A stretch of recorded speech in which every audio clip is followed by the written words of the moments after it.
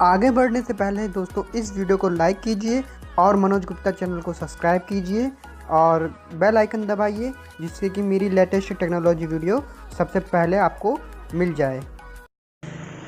अगर आप भी Realme के यूज़र हैं तो यहाँ पर Realme डिवाइस में काफ़ी अच्छा एक बड़ा सॉफ्टवेयर अपडेट आया है। तो मैं इसी सॉफ्टवेयर अपडेट की बात करने वाला हूँ और कौन कौन से Realme के डिवाइस में ये सॉफ्टवेयर अपडेट देखने को मिला है।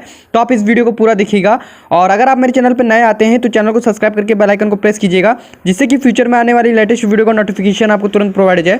फ्रेंड्स, अगर आप भी Realme यूज करते हैं, Realme की डिवाइस को यूज करते हैं तो यहाँ पे Realme में काफ़ी अच्छे एक अपडेट आया है। आपको जो है इस Realme के अपडेट के बाद आपको डार्क मोड जैसे यहाँ मेन फीचर जो है आपको मिल गए हैं और जो सिक्योरिटी पैच है उसको भी जो है नवंबर का लेटेस्ट कर दिया गया है। तो फ्रेंड्स, मैं बता देता हूँ आपको कि वो कौन सा डिवाइस है जिसमें आपको जो है Realme का नया अपडेट देखने को मिला है।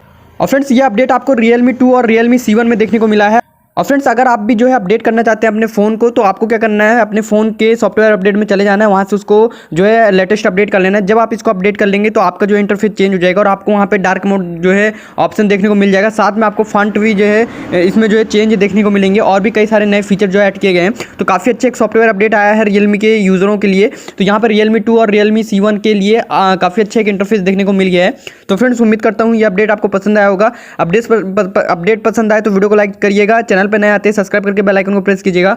फ्रेंड्स, मिलते हैं नेक्स्ट वीडियो में नए टॉपिक के साथ। So friends, thank you so much.